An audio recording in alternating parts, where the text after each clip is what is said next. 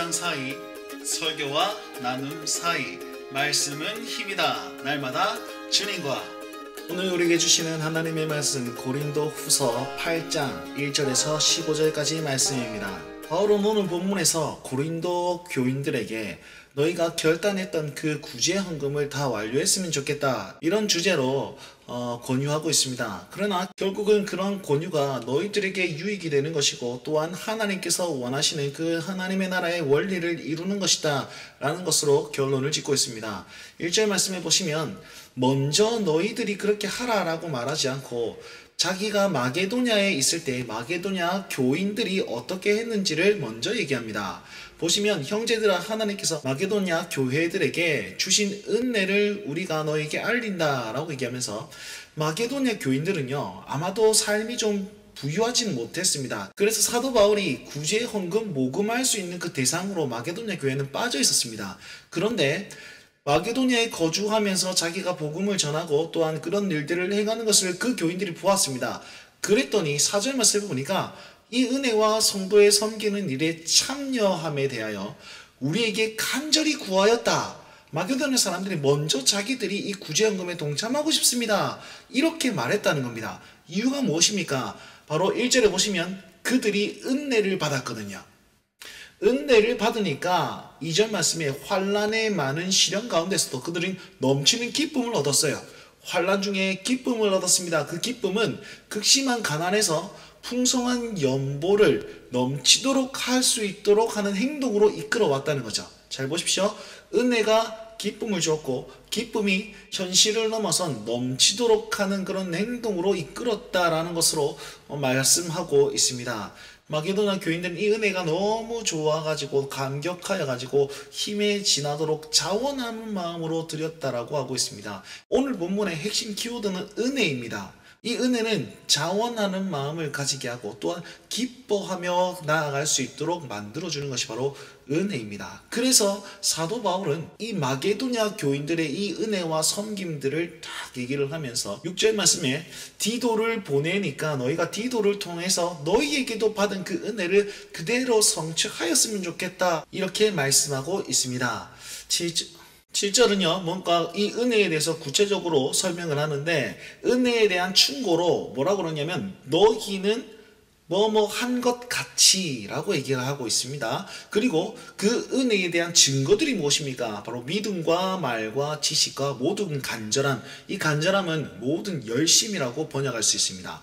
잘 보시면 믿음과 말과 지식은 고린도 교회에서 신앙을 가졌다라고 하는 사람들이 이것 세 개로 말미암아서 분란을 일으켰단 말이에요. 자, 모든 믿음, 야 너는 누구를 믿냐? 나는 아볼로를 믿는다, 나는 예수를 믿는다, 나는 바울을 믿는다, 이것 때문에 힘겨웠다는 것이고, 방언에 대한 부분, 나는 그냥 말을 한다, 나는 방언한다, 이렇게 얘기한 것이고, 지식도 마찬가지예요. 여기서 말하는 지식과 저기서 말하는 지식과 하나님을 향한 그 지식들이 내가 맞다, 신앙을 가진 사람들이 자기가 가치 있는 것을 다 내세움으로 말미암아서 분란이 되었던 것이 요거였단 말입니다. 그래서 사도 바울은 요거를 딱딱딱 얘기를 하면서 모든 열심이 있은 것 같이 이렇게 얘기합니다. 너희가 그것 가지고 왈가왈부할 게 아니고 너희 모든 열심이 있으면 구제하는 것으로 증명해내라. 이 은혜에도 풍성하게 하여라 라고 말하면서 그들의 구제에 대한 행동을 촉구하고 있습니다. 8절 이후에는 이렇게 말하면 너에게 명령하는 것이 아니고 충고하는 것이다. 그런데 이 충고가 너에게 유익이 될 것이다 라고 얘기하면서 거기에 대한 신학적인 근거를 드러내면서 그들의 마음을 일으키고 있습니다. 잘 보시면 너희에게 이것을 말하면 명령이 아니라 너희의 사랑의 진정성을 증명해낼 수 있는 것이다, 이렇게 얘기를 하면서 나는 충고하는 것이다, 이렇게 말합니다. 그러면서 9절에는 너희가 이 은혜를 알지 않냐, 그 은혜는 무엇이냐면 예수 그리스도께서 너희를 위해서 가난하게 되었고 또한 그의 가난함으로 말미암아 우리가 부하게 되었던 그 은혜를 너희들이 경험했지 않습니까? 마게도냐 교인들이 했던 것처럼 진짜 자원하는 마음으로 자발적으로 그렇게 행동하십시오. 이 내용을 은혜를 강조하면서 얘기하고 있습니다. 10절 말씀해 보시면 이 일에 관하여 나의 뜻을 알리노니 이 일은 너희에게 유익함이라. 자, 이 일은 무엇일까요? 구제하는 그 일일까요? 아니면 사도 바울이 지금 충고하는 그 일일까요? 후자가 더 가깝다고 생각합니다. 왜냐하면 이 일을 충고하는 것은 너희들이 지금 행하지는 않지만 너희가 원함이 있음을 내가 안다. 그래서 내가 충고함으로 너희의 원함을 부추기고 마음을 일으키려 하는 것이 너희에게 유익이 된다. 그 이유가 무엇이냐면 12절에 하나님은 마음을 받으시는 분이시기 때문이다. 이렇게 얘기합니다. 12절을 주목하십시오.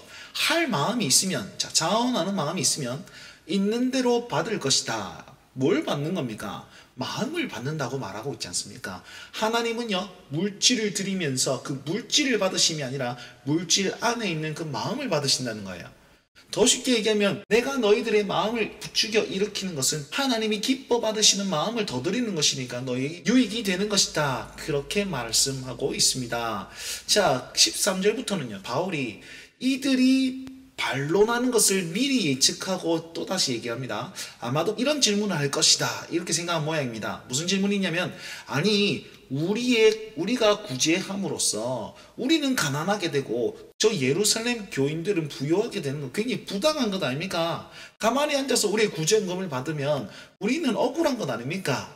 이런 질문을 할 것이다 라고 추측한 모양입니다. 그래서 사도 바울은 13절 이후로 뭐라고 하냐면, 너희를 가난하게 하려 함이 아니라 균등하게 하는 것이다. 그걸 강조합니다. 15절 말씀에는요, 기록된 것 같이 이렇게 얘기하는데, 이 기록은 출애굽기 16장 18절 말씀이거든요. 거기를 보면 많이 거둔 자도 남지 아니하고 적게 거둔 자도 모자라지 아니하게 할 것이다.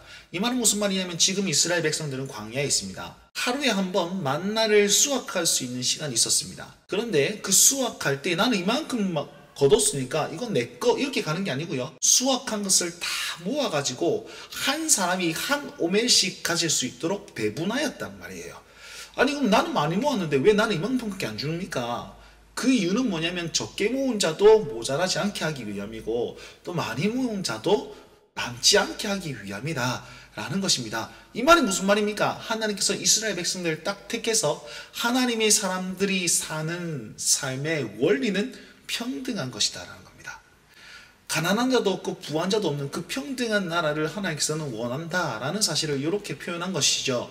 그렇다면 새 언약 아래 있는 이들은요, 새 언약 아래서 새 직분을 받고 화목의 자리로 나아가는 이 바울 당시 그 하나님의 사람들, 그리고 그 새 언약은 지금도 유효하니까 저와 여러분들은 어떻게 살아야 됩니까?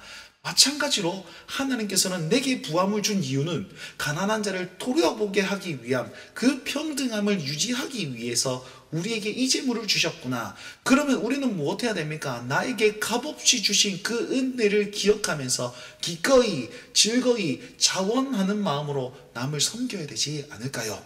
이 말씀을 듣는 여러분 마음 가운데 내가 오늘 구제해야 되고 도와야 되고 섬겨야 될 한 사람이 꼭 기억났으면 좋겠습니다. 그리고 그 사람에게 오늘 찾아가셔서 내 물질로 베풀었으면 좋겠고, 그로 말미암아서 하나님 나라를 세울 수 있는 그 평등의 원리를 잘 실현해낼 수 있는 그런 믿음의 성도, 그런 믿음의 운동원들이 다 되었으면 좋겠습니다. 이 말씀대로 오늘 하루 살아가십시오. 주님과 동행하길 바랍니다. 날마다 주님과